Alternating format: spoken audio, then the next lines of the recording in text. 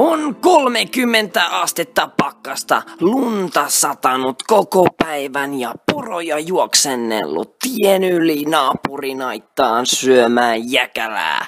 Mutta Jorma on tuolla noin seisomassa puun vieressä ja miettimässä vähän asioita. Se kun on mennyt taas tekemään kepposia taas uudestaan.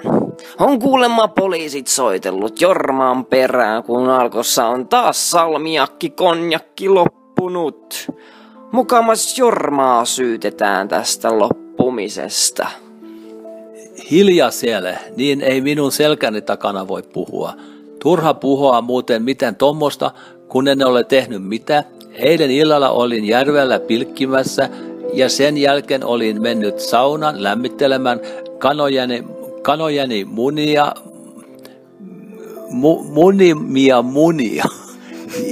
Illallista tein myös kananlihaa ja kalanlihaa ja pienten tipujen koippia myös, nam nam.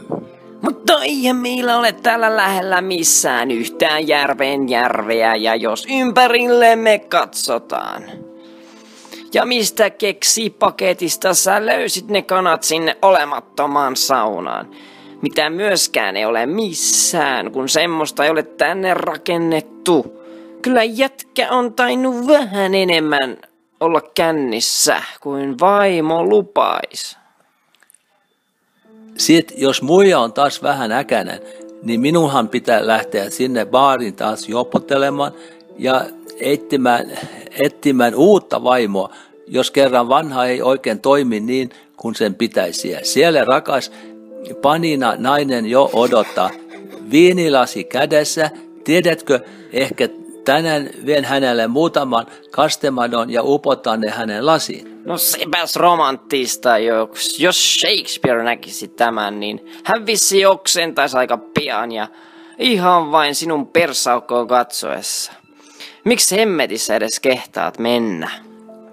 Tiedätkö, rakas poikani, kaikki kansanviisaus on tullut Alkosta.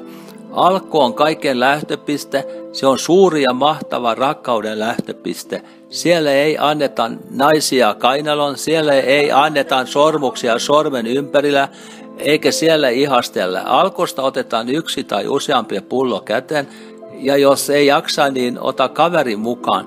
Ja jos rahat eivät riitä, niin ota kaverin mukaan. Ja jos vaimo ei tule, niin ota naapurin vaimo. Ja jos rahat loppu kavereilta, niin ota laina. Niin paljon, että itket huomenna. Sinulla on kuitenkin paha olo ja oksennusta ja työtä ja koti sekaisin. Mutta sinulla on se nainen vieressä. Siinä on sinun palkkio. Alko kiittää. Toi oli ihan sikamahtava tarina ja oikein romanttista. Mut miksi me tuhlaa sun kuukausipalkkas yhteen ja samaan punaisiin kirjaimiin? Eikö sulla ole muuta? Eihän sulla ole edes varausta kuin matoja ja pilkin, mut jääaukkoon tarvitsee tehdä jotenkin se reikä. Miten sä edes jaksat kantaa sellaista instrumenttia kädessäsi ja miten sä jaksat vääntää sitä rautaa kädessäsi, jos sulla on lihakset kuin etanalla ja aivot kuin vahtokarkkia ja sormet kuin puisen Pinokkion.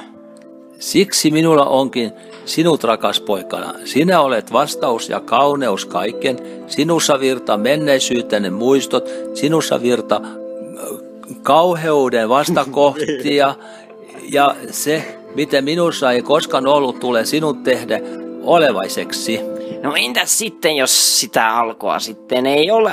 Jospa se konkurssoituu, lakkaa olemasta. Lakkaatko sinäkin olemasta? Oi rakas isäni.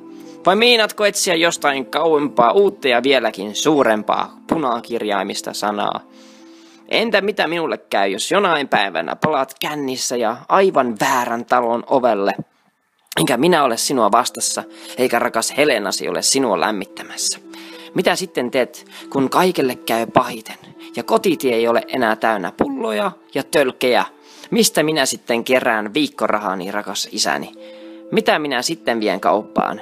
Mistä minä sitten rahani saan ja omaisuuteni kasvatan ja miten Helenan käy, jos sillä ei ole hoitotöitä, eikä mitään korjattavaa, eikä mitään parannettavaa? Rakas poikani, tiedätkö mitä? On monia vaikeita kysymyksiä, mutta minä annan sinulle vääriä vastauksia. Enkä ole tarpeeksi ja mies, että pystyisin tätä kaikkia hallitsemaan. Vaimo on ranka, alku on helppo, poika on hauska, siideria on hauskempi, kaverit on tärkeitä, mutta konjakki on tärkeämpi, siinä se ja kaikki.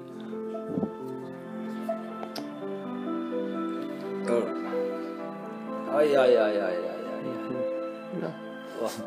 No niin, eikö tää riittänyt? Laita Melani lukemaan. Melani saa nyt lukea seuraava juttu. Hei. Ei, kun te lopettatte, koska mua häiritsee vai? Ja Frans.